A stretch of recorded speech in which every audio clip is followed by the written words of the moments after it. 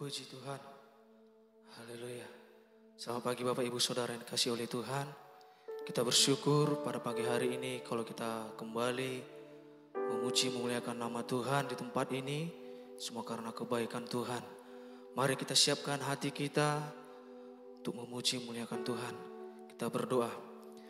Bapa yang baik di dalam kerajaan sorga, saat pagi hari ini Tuhan, kami datang dengan kerendahan hati untuk mau naikkan pujian kami, penyembahan kami, guna hormat untuk kemuliaan nama-Mu Tuhan. Tuhan, biarlah Roh Kudus-Mu yang selalu menuntun kami dalam setiap kehidupan kami. Kami yang membawa beban kami, mungkin sakit penyakit kami yakin dan percaya kami disembuhkan. Mungkin kami dalam pergumulan, kami diberi jalan keluar. Dan kami yang lemah, kami boleh dikuatkan. Saat hari ini Tuhan, kami ingin memuji, memuliakan nama-Mu. Di dalam nama Tuhan Yesus Kristus. Haleluya. Amin.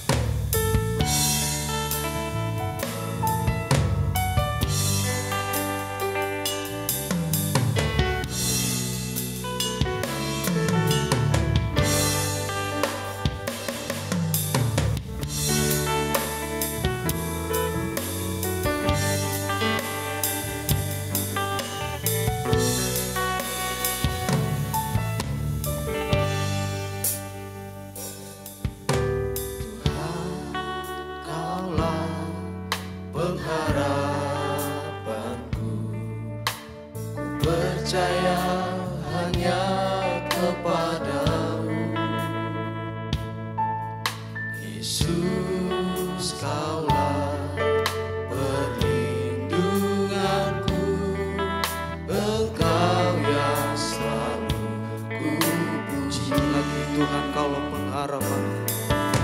Tuhan, Kaulah pengharapan. Percaya hanya kepadamu, Yesus, Kaulah perlindunganku, Engkau yang selalu ku puji.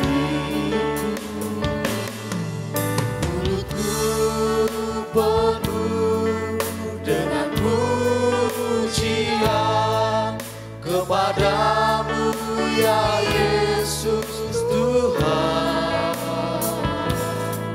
Sepanjang hari ku beri penghormatan kepadamu ya Allahku.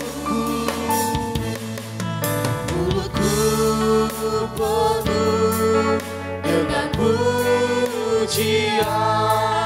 kepadamu ya Yesus Tuhan. Sepanjang hari ku beri penghormatan kepadamu ya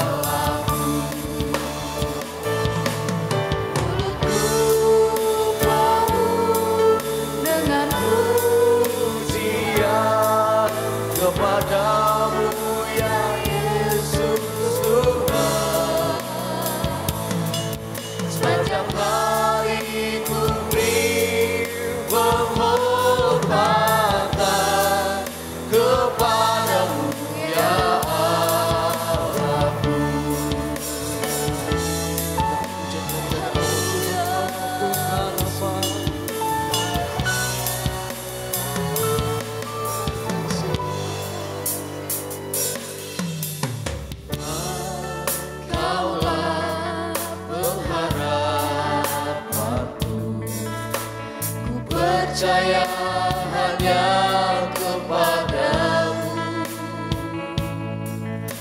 Yesus Allah perlindunganku, Engkau yang selalu kupuji. Mulutku penuh dengan pujian kepadamu ya Yesus Tuhan. Sepanjang hari ku beri penghormatan kepadamu ya Allah. Mulutku penuh dengan pujian kepadamu ya Yesus Tuhan. Sepanjang hari ku beri penghormatan kepadamu ya Allah.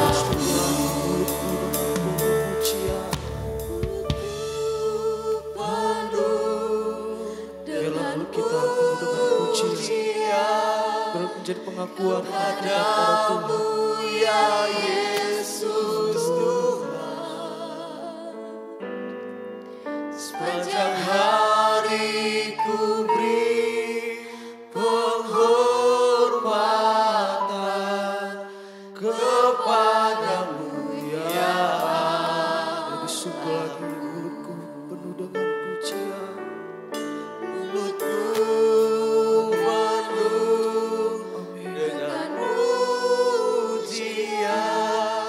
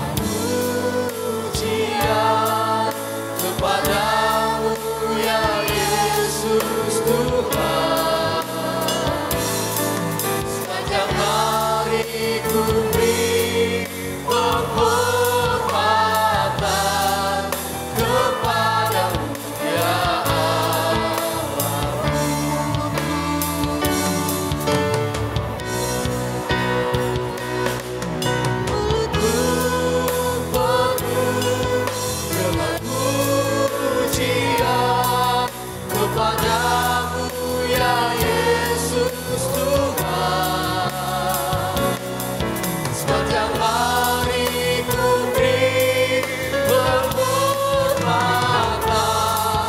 kepadamu ya Allah. Sepanjang hari ku beri penghormatan kepadamu ya Allah.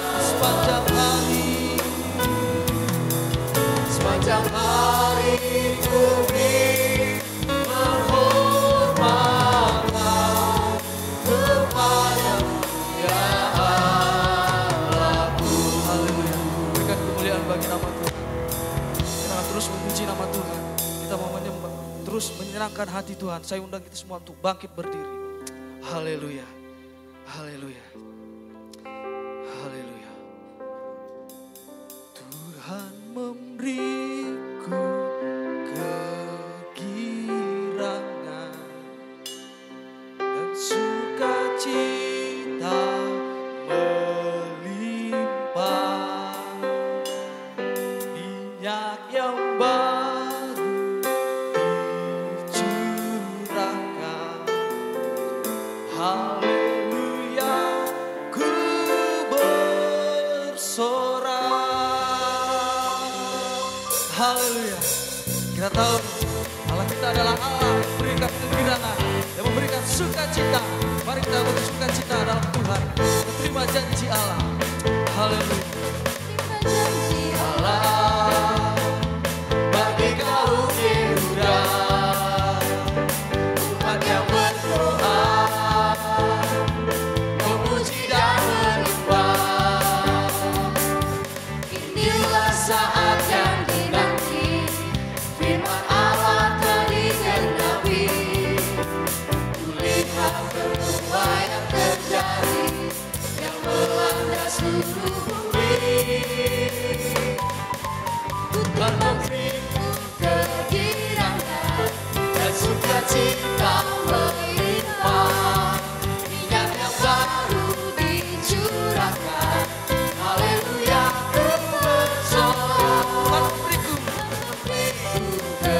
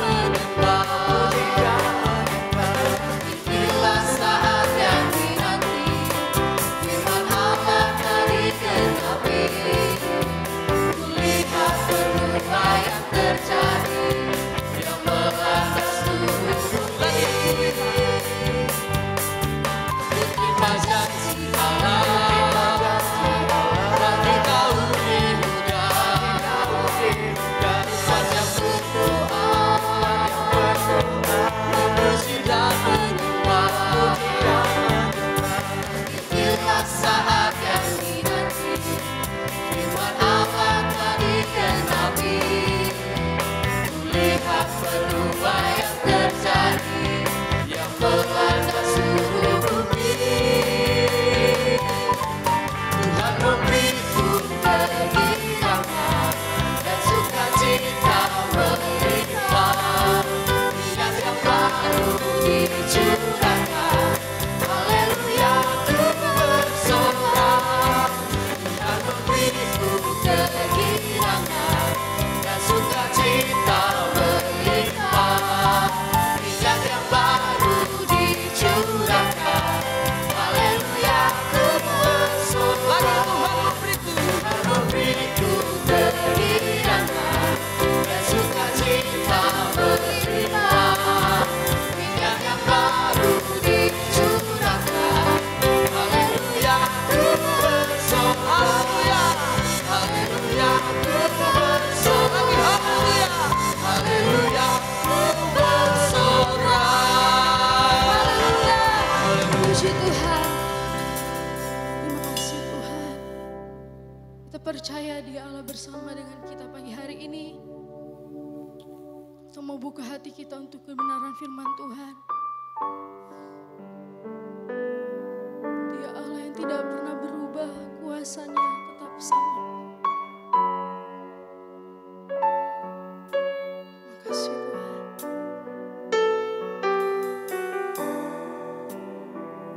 Haleluya Yesus.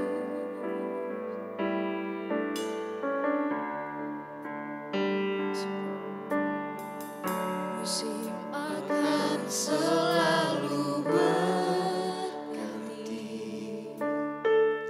kasih Tuhan tetap abadi, tak akan berubah sampai selamanya. Ku tetap percaya. Amin. Haleluya Yesus. Ku yakin Tuhan memberkati. Ku yakin Tuhan melindungi.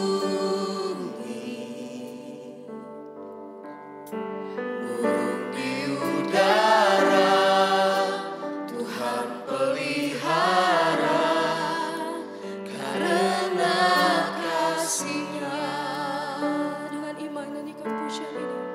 Tuhan selalu menolongku,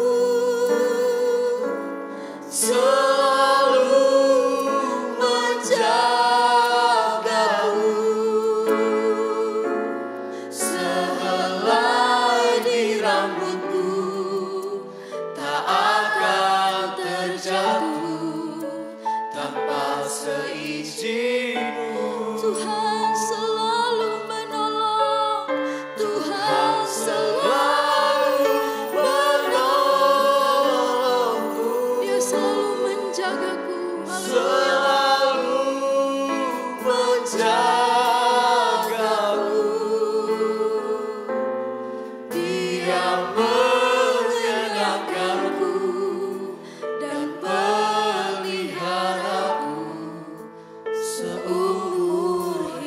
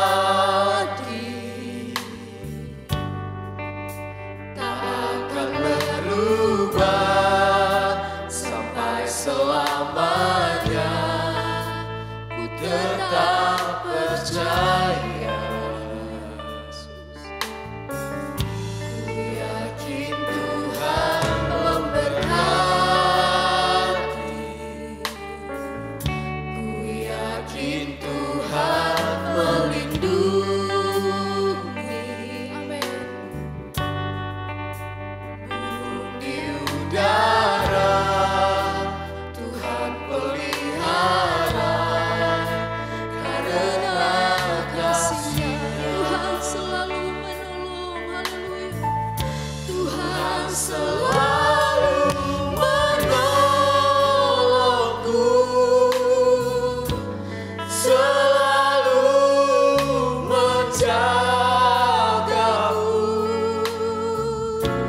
sehelai di rambutku tak akan terjatuh tanpa seizinku. Tuhan selalu menolong. Haleluya. Tuhan Selalu menolongku, rasakan hadirat Tuhan. selalu Rasakan pertolongan Tuhan. Haleluya, Yesus. Dia menyenangkanku dan peliharaku seumur hidup. Tuhan selalu menolong. Haleluya. Tuhan Selalu menolongku, selalu menjagaku, sehelai di rambutku tak akan terjatuh tanpa seizinku. Haleluya. Kami rasakan pertolongan Tuhan. Kami rasakan kebaikan Tuhan yang dalam hidup kami. Haleluya, Yesus. Selalu Terima kasih, Bapa. menjagaku, Dia menyenangkanku dan peliharaku. Jemaat Tuhan, naikkan pujian dari iman sungguh. Katakan, Tuhan selalu menolongku. Tuhan selalu menolongku, Kami rasakan pertolongan Tuhan. selalu menjagaku, sehelai di rambutku Tak akan terjatuh tanpa seizinku. Terima kasih Bapa. Tuhan Selalu menolongku, selalu menjagaku, Dia menyenangkanku, Haleluya. peliharaku. Seumur sekali lagi dengan imanmu percaya Tuhan ada bersama kita. Tuhan selalu menolong. Haleluya. Menolongku, selalu menjagaku, Dia sangat mengasihi kita.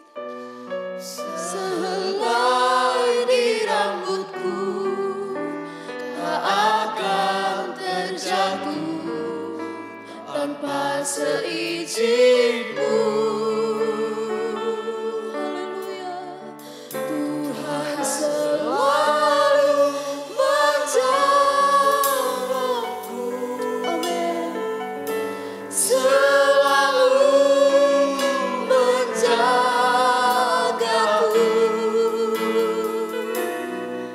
Dia menyenangkanku dan peliharaku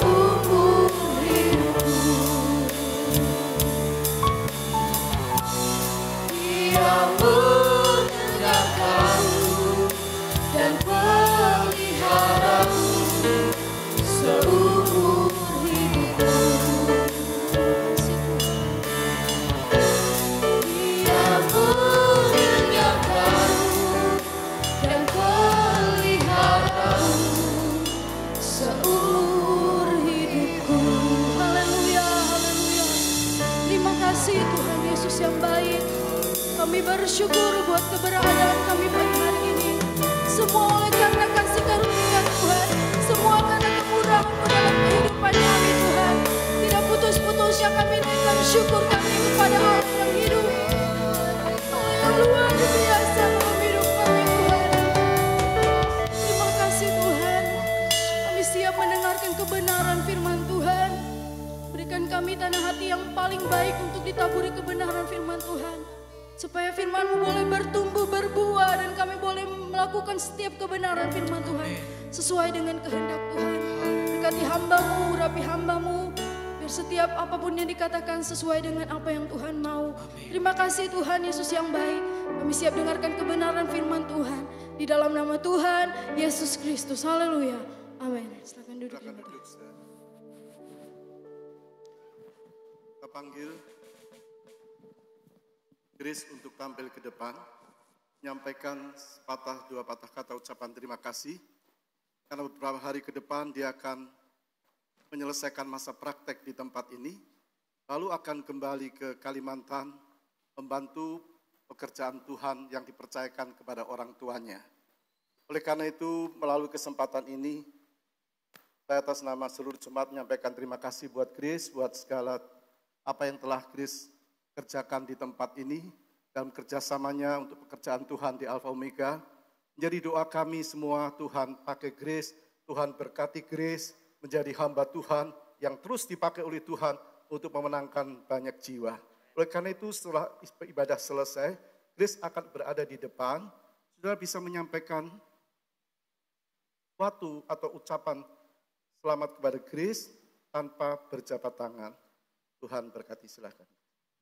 Puji Tuhan, selamat pagi kepada Bapak Ibu Saudara sekalian. Ya, pada kesempatan kali ini saya mengucapkan terima kasih kepada Bapak Ibu Gembala, Om Semi beserta Tante Susi yang ada. Sebagai kedua orang tua rohani saya, sebagai panutan saya di tempat ini, saya mengucapkan terima kasih banyak. Sudah membimbing saya selama 1 tahun, sudah mengajarkan saya banyak hal tentang firman Tuhan di tempat ini. Saya mengucapkan banyak terima kasih.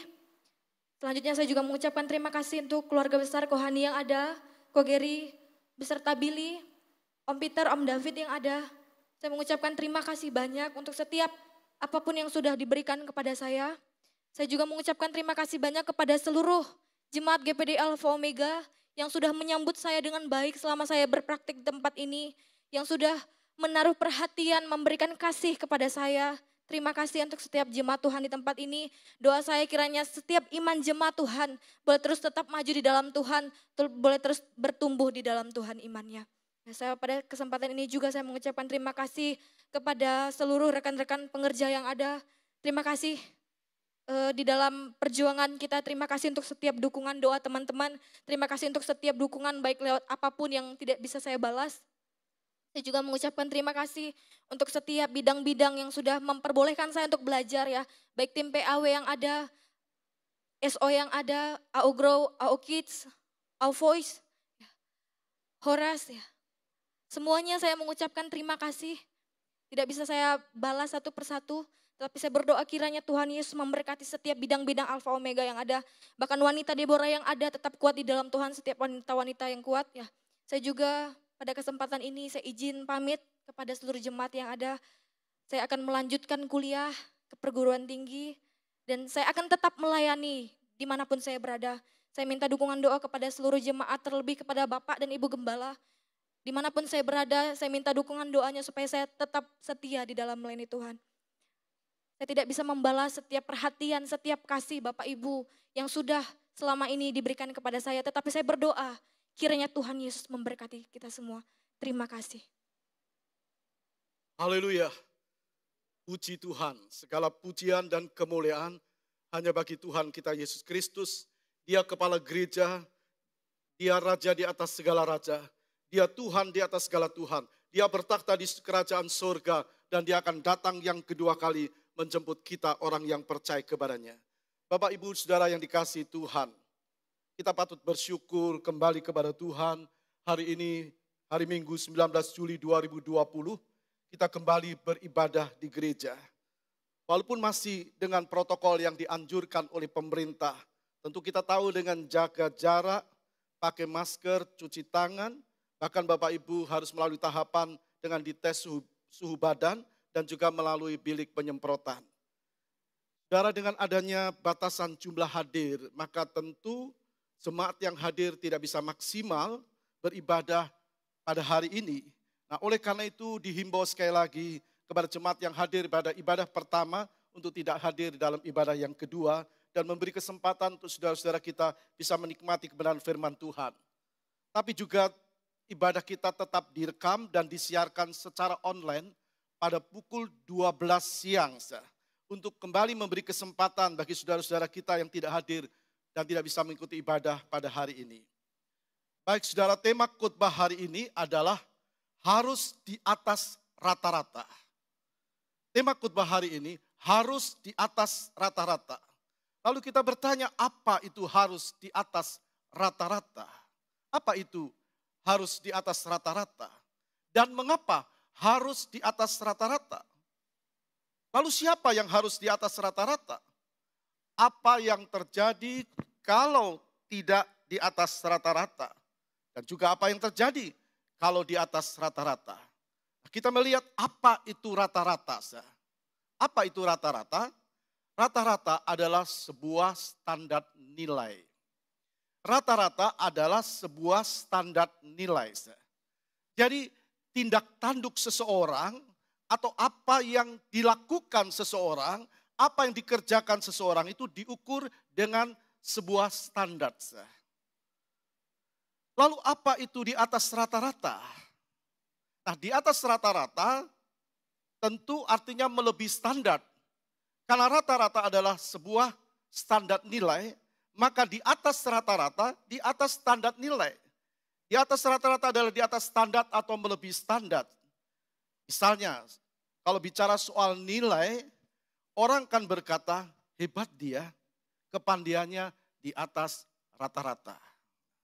Kalau dia seorang siswa sekolah, dikatakan bahwa bicara soal nilainya, maka orang berkata hebat ya dia kepandaiannya di atas rata-rata. Nah, kalau bicara tentang pribadi, masing-masing pribadi, maka orang bilang, wah karakternya luar biasa, di atas yang lain. Nah, kalau bicara soal kesetiaan, orang juga bisa berkata kesetiaannya melebihi yang lain. Nah, begitu juga dengan segala bidang yang orang lakukan. Lalu pertanyaan itu muncul, siapa yang harus di atas rata-rata? Siapa yang harus di atas rata-rata? Setiap orang boleh mencapai standar di atas rata-rata. Setiap orang, siapapun dia, apakah dia masih anak-anak, remaja, atau orang dewasa, bahkan orang tua sekalipun. Selama orang itu hidup di dunia ini, dia juga boleh mencapai standar di atas rata-rata, siapapun dia. Apakah dia seorang pelajar, seorang mahasiswa, seorang pekerja, seorang pengusaha, dan lain sebagainya. Tapi untuk mencapai di atas rata-rata, tentu tidak semudah membalik telapak tangan. Semua orang boleh mencapai standar di atas rata-rata. Apakah dia seorang pelajar, mahasiswa, pekerja, pengusaha, dan sebagainya. Tapi untuk mencapai standar, untuk mencapai di atas rata-rata, tentu tidak semudah membalik telapak tangan. Kenapa? Kenapa tidak semudah itu? Karena harus dengan perjuangan atau harus dengan usaha. Tidak bisa tinggal diam, tidak bisa asal-asalan, tidak bisa. Orang itu harus bekerja keras. Kalau dia seorang pekerja dan dia tidak boleh santai dengan apa yang dia lakukan. Orang itu harus rajin dan tidak malas. Mengapa? Kembali kalau kita melihat kalau ia seorang murid sekolah, seorang pelajar, ya dia harus rajin sekolah. Bagaimana dia bisa mendapat nilai di atas rata-rata? Kalau belajarnya asal-asalan, santai, bahkan sering bolos. Semua orang yang sudah mencapai, katakan mereka yang pernah mengenyam pendidikan, pernah alami hal-hal seperti ini. Bagaimana bisa mencapai nilai yang di atas rata-rata? Kalau belajarnya cuma asal-asalan, santai, kalau ada waktu, bahkan sering bolos. Kalau dia seorang karyawan, Kalau dia seorang karyawan, dia harus menunjukkan skill. Skill itu adalah kecakapan. Dia harus menunjukkan karakter, dedikasi yang tinggi dalam pekerjaannya. Dia tidak main-main kalau dia seorang karyawan, dia harus menunjukkan skill, dia menunjukkan kecakapan, dedikasi yang tinggi dalam pekerjaannya. Kalau dia seorang pengusaha, ya dia harus punya keahlian memanage perusahaannya. Seorang wira swasta pun dia harus punya kemampuan memanage apa yang dia kerjakan. Jadi dia harus memanage perusahaannya kalau dia seorang pengusaha. Dia harus kerja keras tanpa kenal menyerah. Pasti ada banyak tantangan.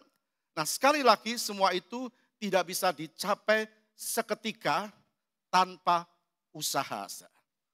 Lalu kita bertanya, apa yang terjadi kalau seseorang di atas rata-rata? Apa yang terjadi kalau hidup seseorang di atas rata-rata? Maksudnya apa yang terjadi bila seorang itu di atas standar, di atas rata-rata? Yang terjadi adalah sebuah keuntungan. Sebuah keuntungan. Lalu kita bertanya keuntungannya untuk siapa? Siapa yang terima keuntungan? Ya orang itu sendiri yang diuntungkan dan bukan orang lain. Misalnya kalau dia seorang pelajar, ya pasti nilainya lebih dari teman-temannya. Nilainya lebih dari teman-temannya. Bahkan mungkin dia bisa masuk 10 besar di sekolahnya. Nah kalau dia seorang karyawan, ya pasti dia disenangi oleh atasannya.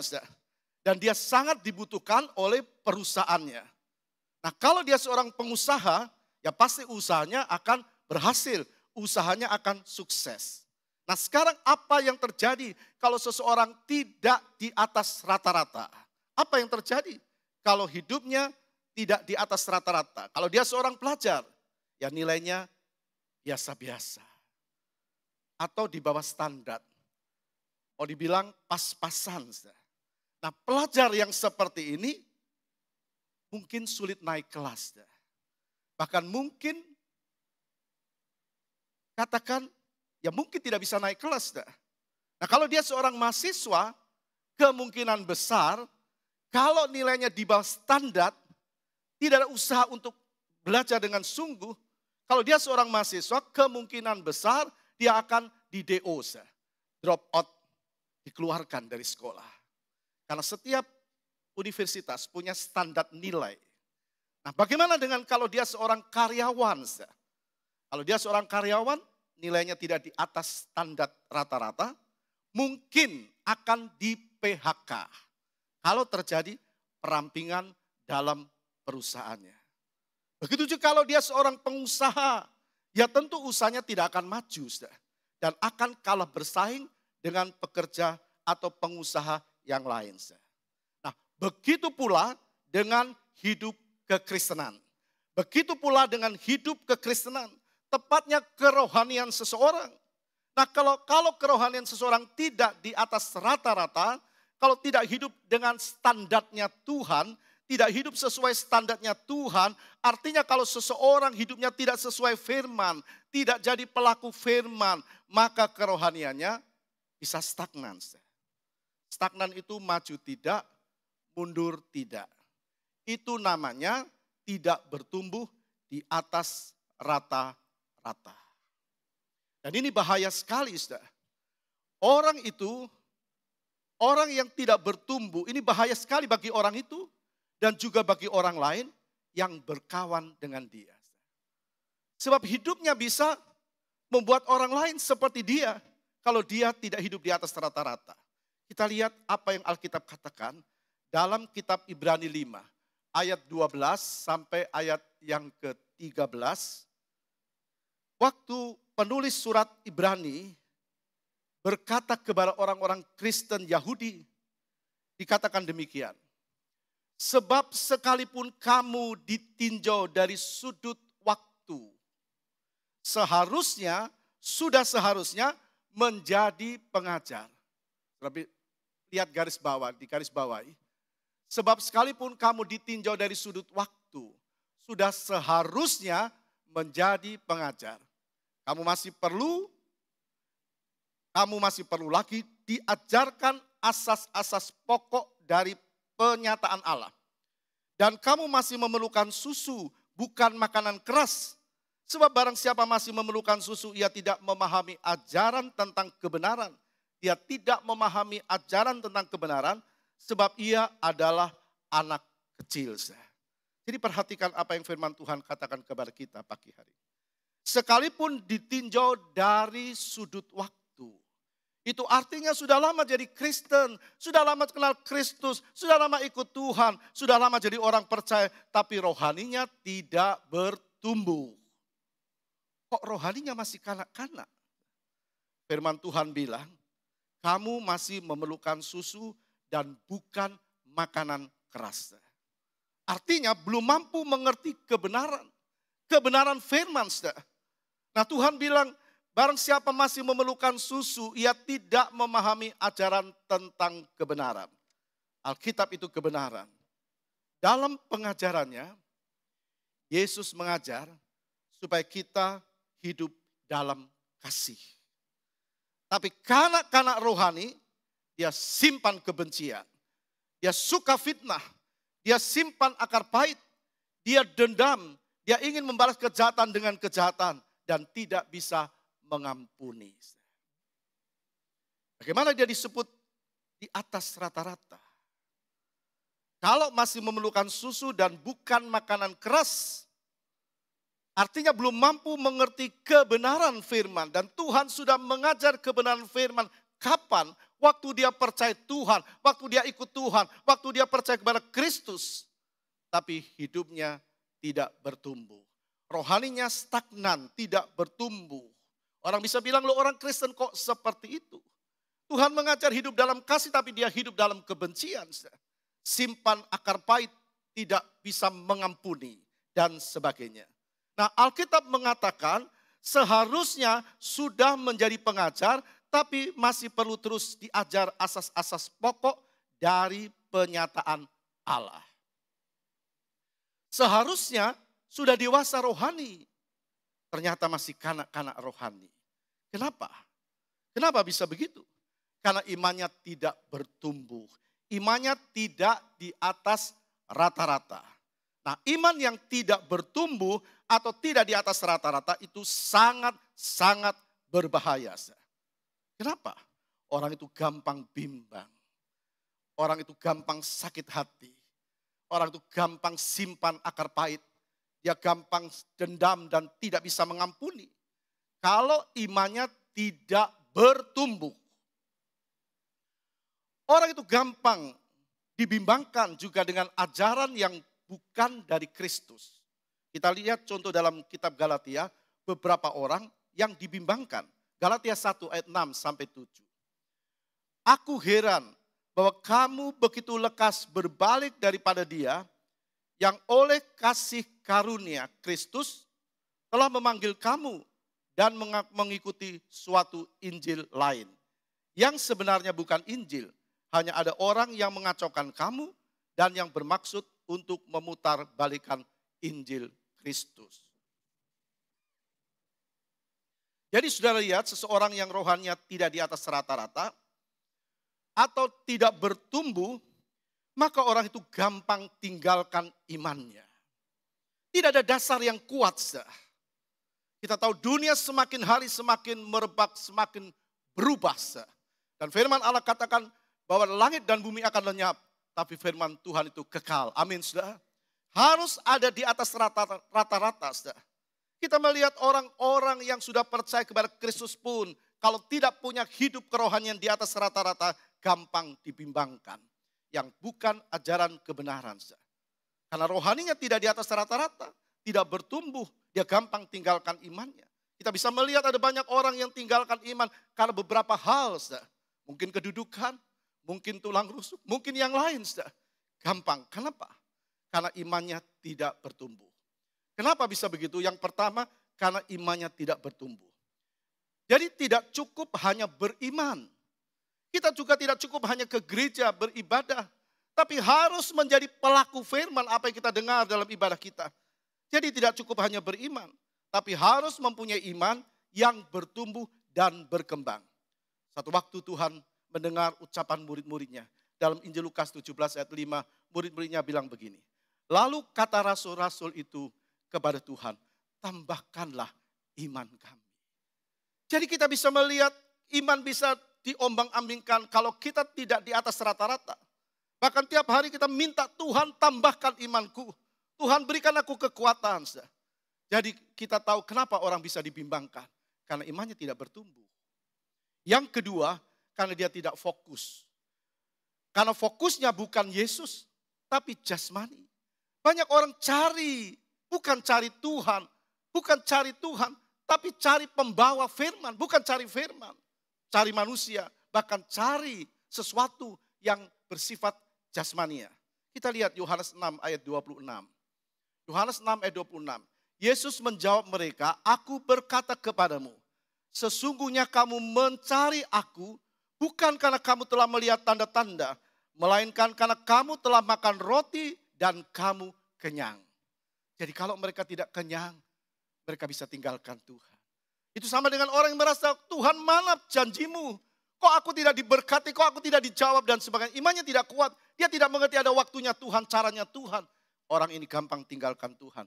Karena fokusnya jasmani. Tidak memperoleh apa yang dia inginkan, dia gampang tinggalkan Tuhan. Jika lihat Yohanes 6 ayat 66. Yohanes 6 ayat 66. Mulai dari waktu itu banyak murid-muridnya mengundurkan diri dan tidak lagi mengikut dia. Orang yang tidak terus ikut kepada Tuhan, dia bisa kehilangan keselamatan. Jadi kita harus punya rohani yang di atas rata-rata. Kalau fokusnya jasmani, ia tidak memperoleh apa yang dia inginkan, dia gampang tinggalkan Tuhan. Nah saudara, kalau orang hidupnya rohaninya tidak di atas rata-rata, dia gampang tinggalkan Yesus dan beralih kepada yang lain. Tuhan ingin kita mengerti, keselamatan hanya ada di dalam Yesus Kristus.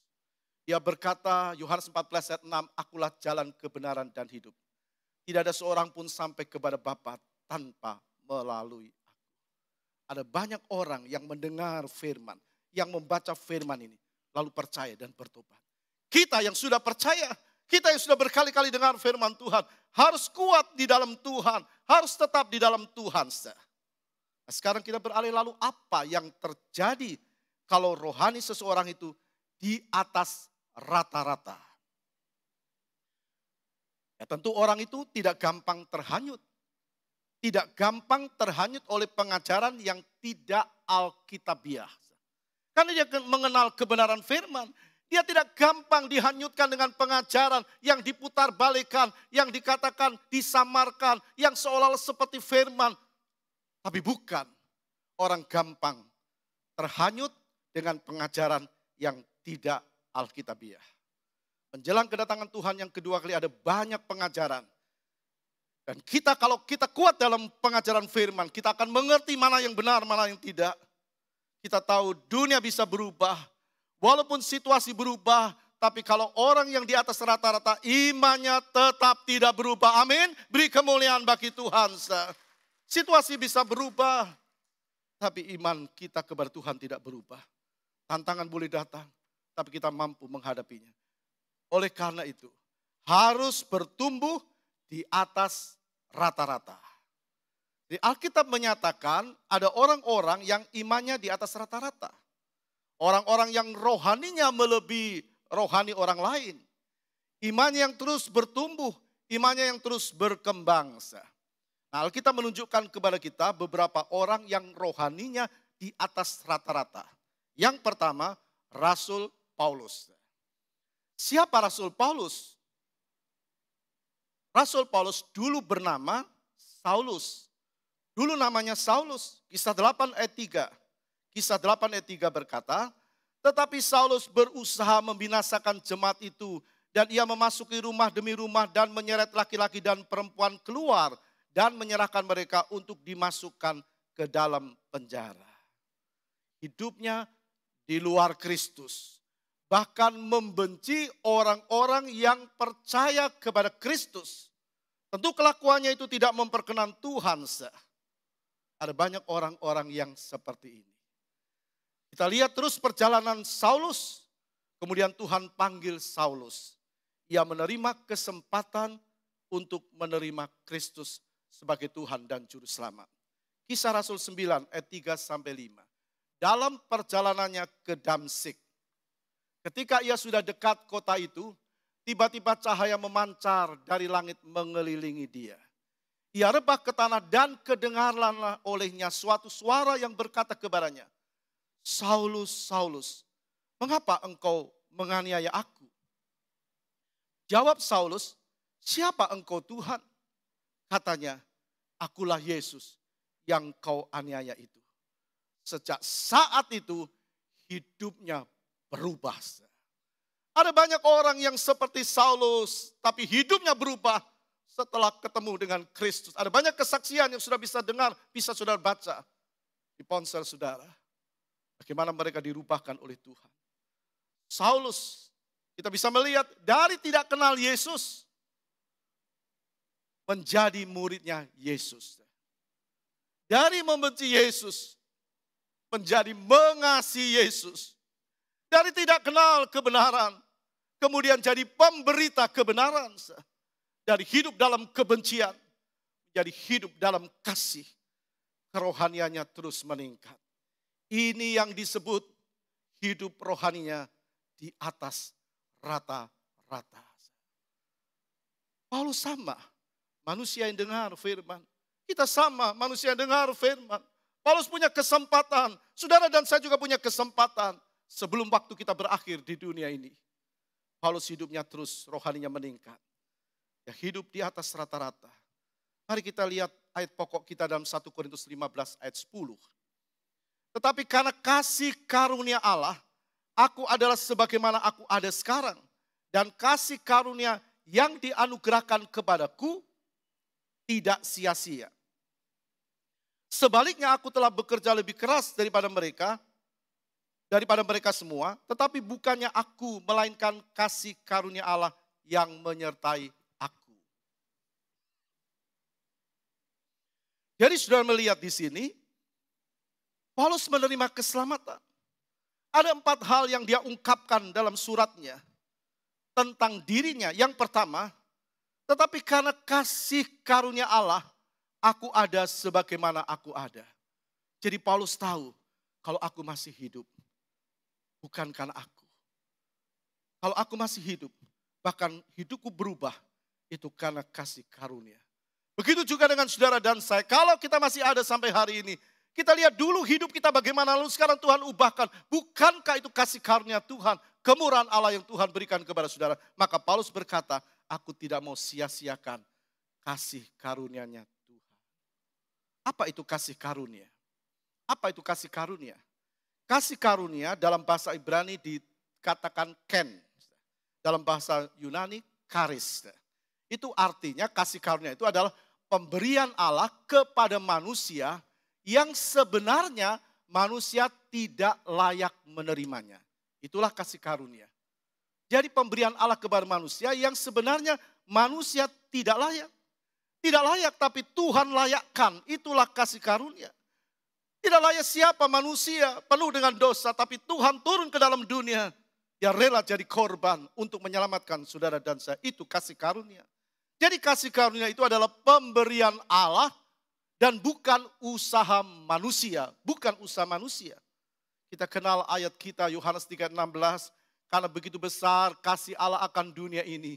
Sehingga ia telah mengaruniakan anaknya yang tunggal. Supaya setiap orang yang percaya kepadanya tidak binasa, melainkan beroleh hidup yang kekal. Allah mengaruniakan anaknya yang tunggal turun ke dunia. Inilah kasih karunia Allah. Yesus turun ke dunia supaya manusia terima kasih karunia diselamatkan. Saudara dan saya, bukankah kita sudah terima kasih karunia Allah? Bukankah kita sudah menerima Yesus sebagai Tuhan dan Juru Selamat? Jadi kasih karunia itu adalah keselamatan di dalam Yesus Kristus.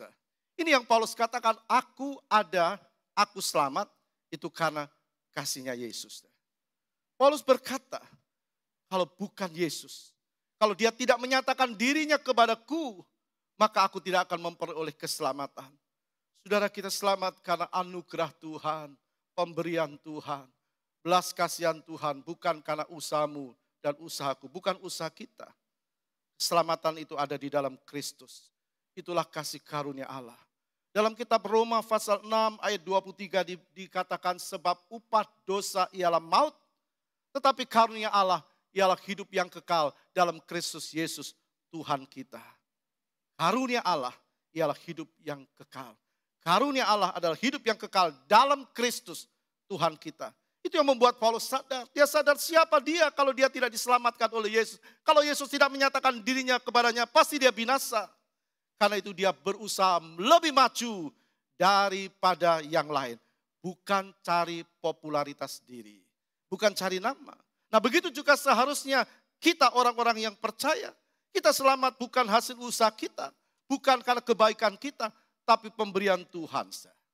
Lalu kita melihat yang kedua Paulus bilang begini. Kasih karunia yang dianugerahkan kepadaku tidak akan sia-sia. Jadi Paulus tidak mempergunakan kesempatan yang Allah berikan kepadanya. Dia sadar tanpa kasih karunia dia binasa. Maka dia pergunakan waktunya untuk dekat, makin dekat kepada Tuhan. Ya, mempergunakan waktunya untuk makin dekat kepada Tuhan. Nah begitu juga dengan kita, seharusnya kita juga seperti itu. Yang ketiga, Paulus mengatakan dalam 1 Korintus 15 ayat 10 bagian B. Sebaliknya aku telah bekerja lebih keras dari mereka semua. Tetapi bukannya aku, melainkan kasih karunia Allah yang menyertai aku. Saudara perhatikan kalimat bekerja lebih keras. Itu bukan berarti usaha dari diri Paulus dengan kekuatan Paulus, tidak. Saudara.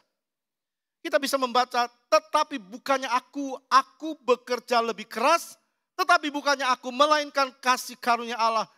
Keselamatan oleh karena Yesus Kristus itu yang membuat, mendorong dia untuk kerja lebih keras daripada yang lain. Itu yang Tuhan mau. Saudara. Itu harus ada pada kita anak-anak Tuhan. Dorongan, karena dia telah menyelamatkan kita. Itu membuat kita hidup harus di atas rata-rata. Kalau kita ibadah dengan sungguh.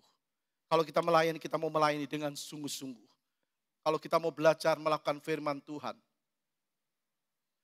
Belajar lakukan firman Tuhan dengan sungguh-sungguh. Bukan cuma mendengar, bukan cuma jadi pendengar.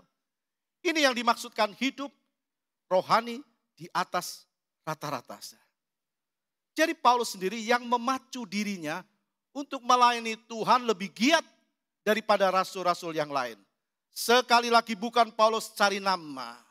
Tidak, saudara. Kalau orang cari nama itu dari dirinya, dari keakuannya. Tapi yang mendorong Paulus kerja keras, maju, semangat. Karena Yesus yang ada dalam dirinya. Saudara. Paulus tidak cari nama, tidak cari pujian, tidak cari hormat.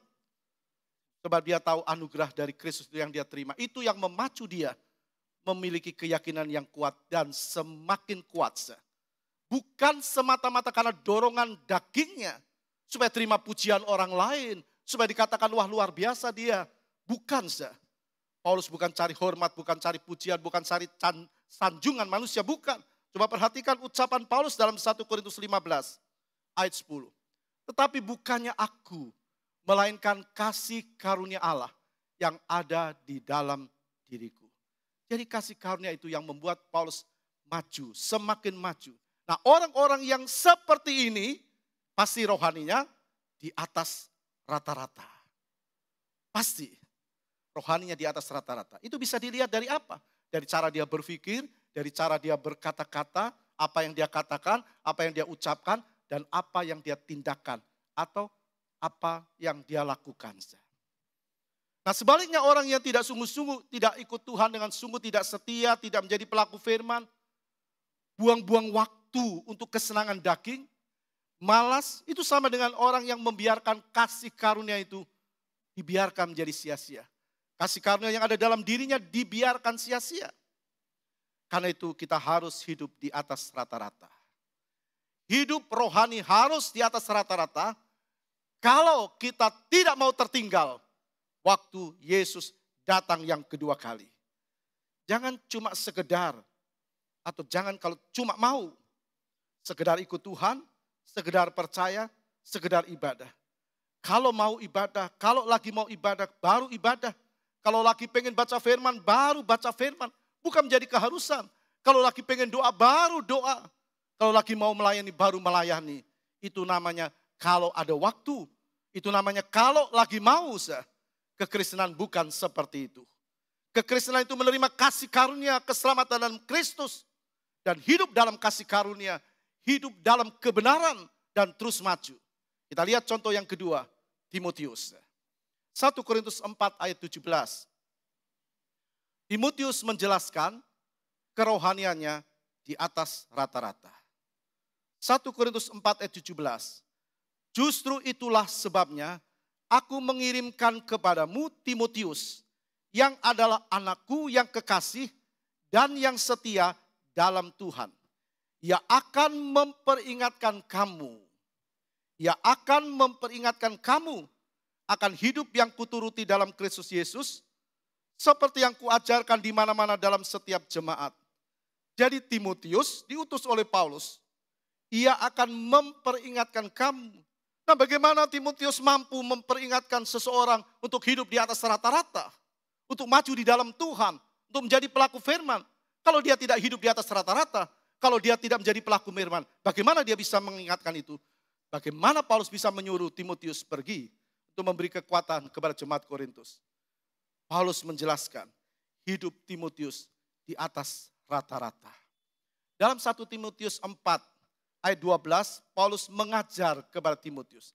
Jadi untuk hidup di atas rata-rata perlu diajar. Dan Paulus mengajar kepada Timotius bukan dengan pelajarannya Paulus, tapi Paulus menjadi penyampai kebenaran firman. Kita ibadah diajar oleh firman, bukan saya.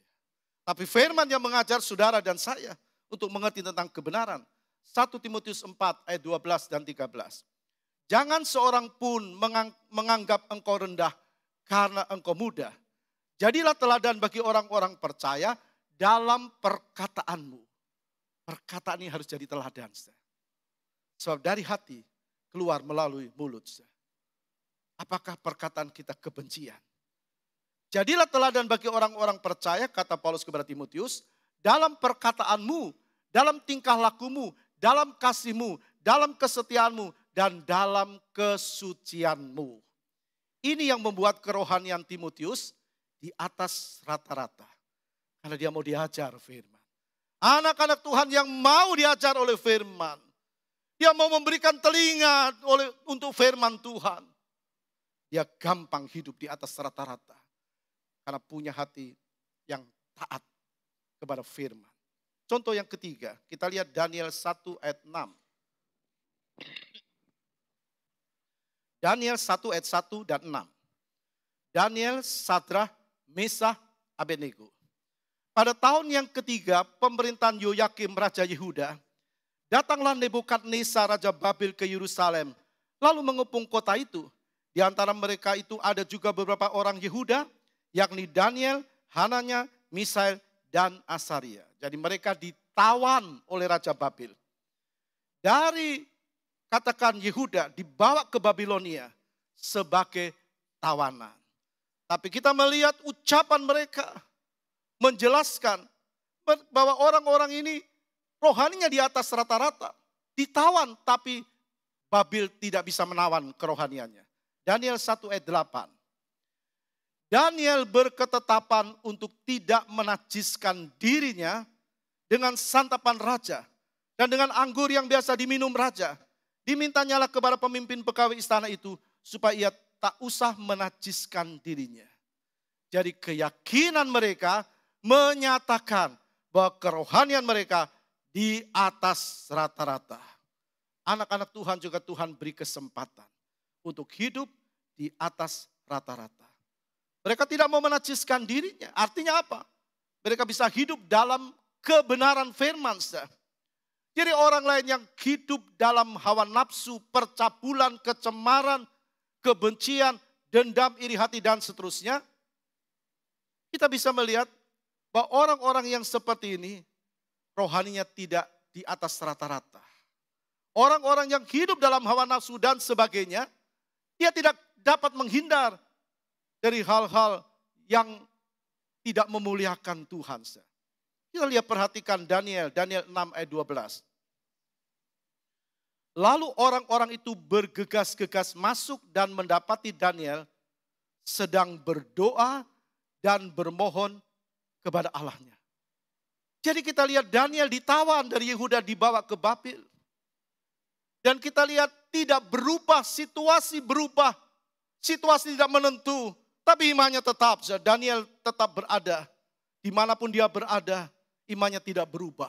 Dia tetap yakin Tuhan di atas segala-galanya. Amin. Apapun bisa berubah. Kita sekarang duduk harus ada jarak.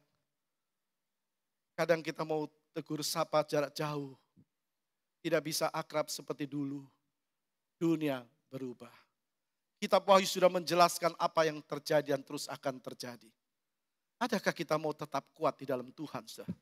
Seperti Daniel. Rohaninya di atas rata-rata. Perhatikan hidup Sadrah, Mesah, dan Abednego dalam Daniel 3 ayat 12. Daniel 3 ayat 12. Ada beberapa orang Yahudi yang kepada mereka telah Tuanku berikan pemerintahan atas wilayah Babil, yakni Sadrah, Mesah, dan Abednego. Orang-orang ini tidak mengindahkan titah Tuanku, ya Raja. Mereka tidak memuja dewa Tuanku dan tidak menyembah patung emas yang telah Tuanku dirikan. Sadrah, Mesah, Abednego dibawa ke Babil sebagai tawanan. Tapi iman mereka tidak pernah tertawan oleh Babil. Kita ada di dunia, tapi dunia tidak bisa menguasai kita. Sebab kita adalah milik Tuhan. Kita harus hidup di atas rata-rata. Hidup di atas rata-rata itu adalah kehendak Tuhan. Amin. Beri kemuliaan bagi Tuhan. Hidup di atas rata-rata adalah kehendak Tuhan. Bukan penonjolan daging. Tidak.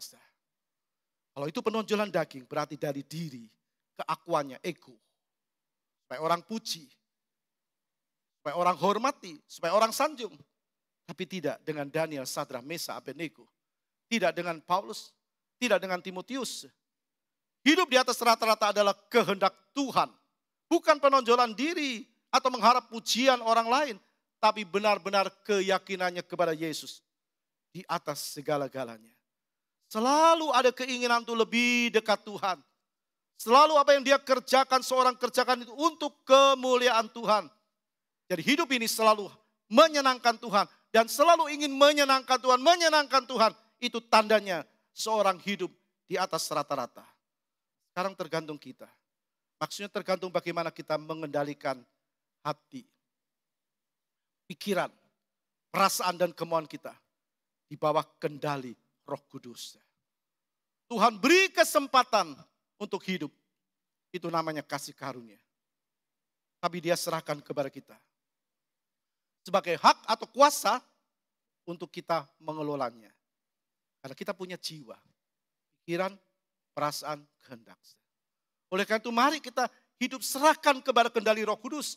Mari kita bangun kerohanian kita di atas rata-rata. Karena Tuhan tidak lama lagi akan datang yang kedua kali. Itu akan menjelaskan kerohanian kita.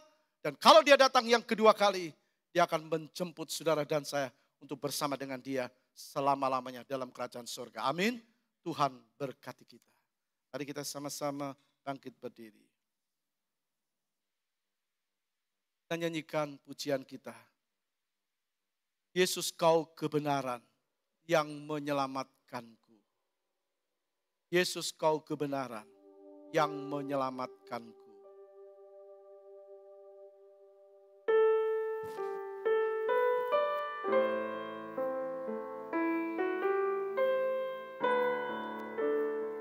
Kalau ku hidup bagimu, Yesus, kau kebenaran yang menyelamatkanku.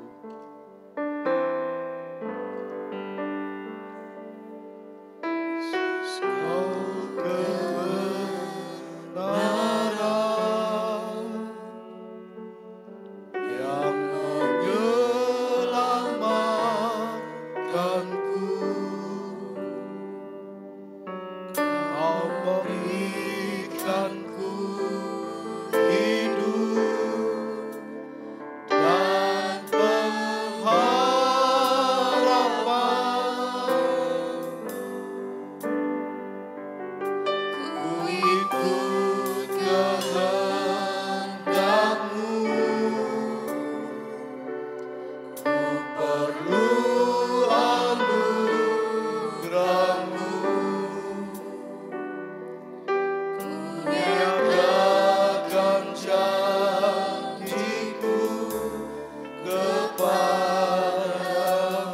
kalau ku hidup bagimu.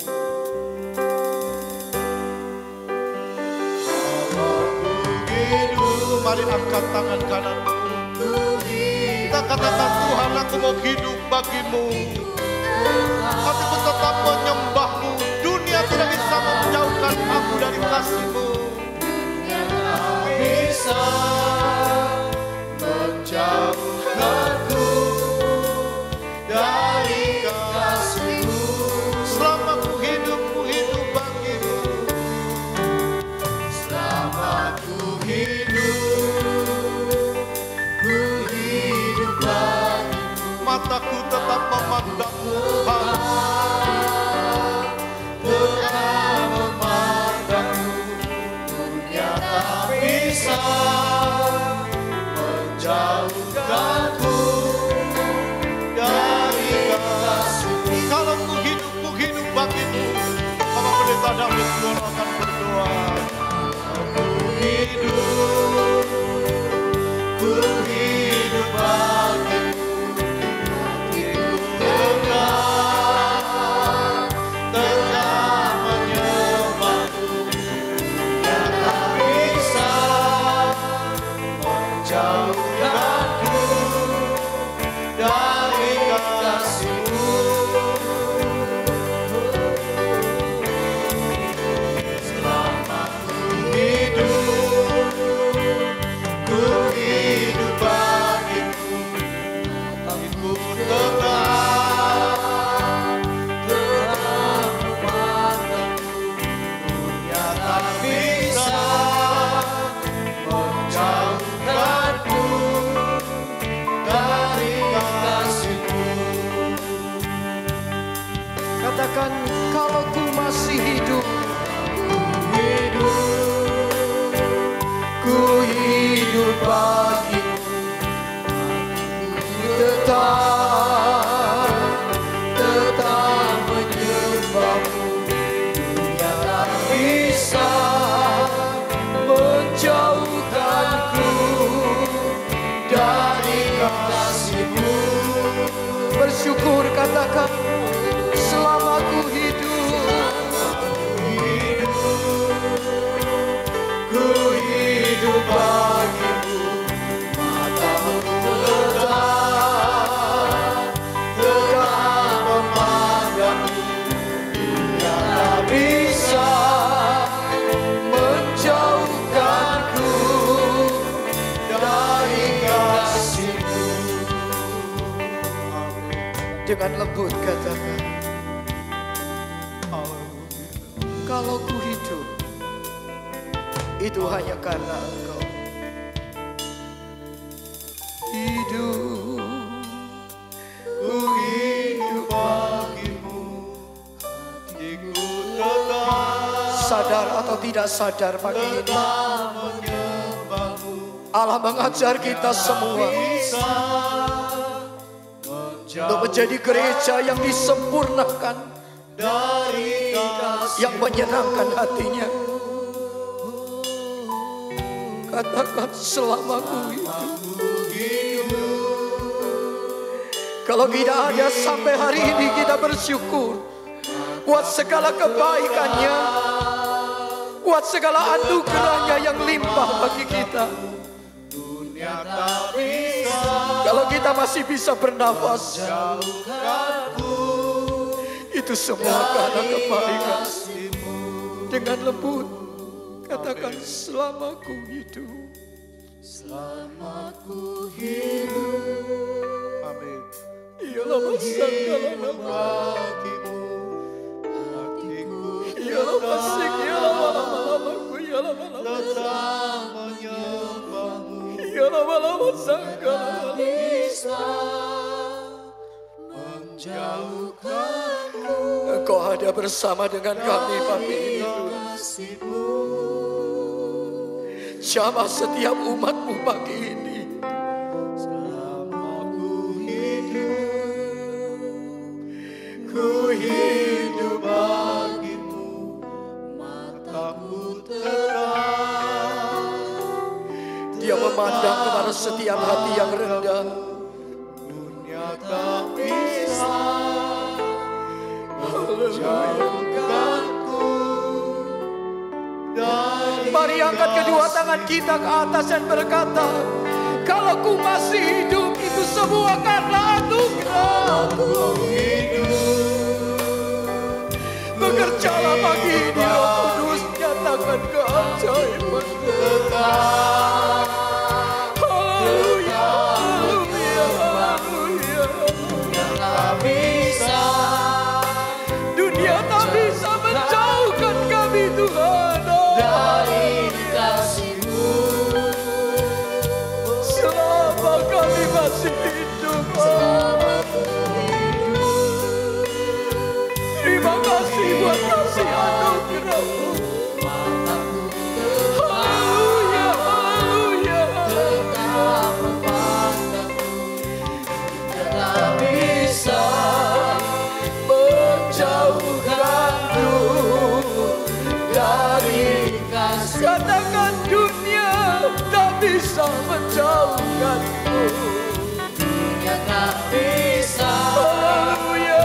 menjauhkanku dari Sekali lagi katakan dunia tak bisa menjauhkanku dari kasih-Mu. tak bisa menjauhkanku dari kasih-Mu. Sembah Dia, Dia ada di sini. Minta kepada Tuhan pagi ini, kita dilengkapi dengan anugerah-Nya yang luar biasa. Kita dilengkapi dengan kekuatan Roh-Nya yang luar biasa. Oh, haleluya.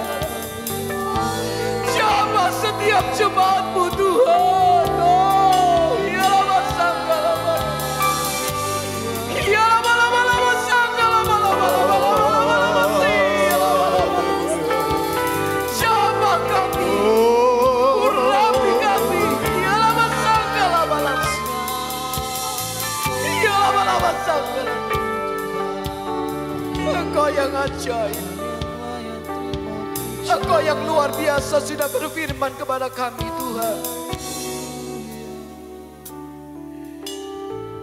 Engkau ingin kami menjadi orang-orang yang menyenangkan Engkau. Mari biarlah Tuhan nyatakan keajaiban-Mu di tempat ini. Biar muncul Daniel rohani, Timotius rohani, Paulus rohani di dalam tempat ini Tuhan. Agar kami melihat tempat ini dipenuhi dengan kemuliaan-Mu. Banyak jiwa bertobat kepada Engkau. Tempat ini penuh dengan kemuliaan. Karena kehadiran-Mu nyata atas umat-Mu di tempat ini. Berkati hamba-Mu yang sudah menjadi saluran berkat bagi kami semua umat-Mu. Hikmat dan marifat dan otoritas yang dari Maha Tinggi melingkupi hamba-Mu dengan kesehatan ekstra yang Kau beri untuk menjadikan setiap umat-Mu di tempat ini menjadi umat yang menyenangkan Engkau, meninggalkan perbuatan-perbuatan daging dan masuk dalam perbuatan-perbuatan roh, dan itu nyata di tempat ini. Kami jadi berkat bagi banyak orang. Mulut kami boleh menyenangkan banyak orang dan menguatkan orang lain. Tangan kami boleh menuntun banyak orang untuk menjadi berkat bagi Engkau. Kaki kami boleh melangkah untuk membawa orang bertobat kepadamu. Mari Tuhan, Engkau pakai kami semua. Dan biarlah berkat-Mu dalam ibadah pagi ini menjadi berkat bagi banyak orang. Nama Tuhan dipermuliakan, nama Tuhan diagungkan. Dan segala kemuliaan, hormat, syukur hanya bagi Engkau yang layak terima pujian. Dalam nama Yesus, hamba sudah berdoa. Terima kasih Bapa yang baik, terima kasih. Kami sudah mendengar firman-Mu. Kami mau hidup dalam sabda-Mu. Kami mau hidup menyenangkan Tuhan. Terus tolong kami Bapa. Sebentar anak-anak-Mu pulang Tuhan, lindungi mereka Tuhan. Jaga mereka, jauhkan dari mara bahaya, jauhkan dari segala penyakit. Sekarang saudaraku yang dikasih Kristus, kita pulang dengan bawa berkat Allah Bapa, kasih sayang Yesus Kristus, dan persekutuan di dalam Roh Kudus, yaitu di dalam nama Tuhan Yesus Kristus, pagi hari ini sampai Maranatha, Tuhan Yesus datang yang kedua kali. Haleluya. Amin. Tuhan berkati.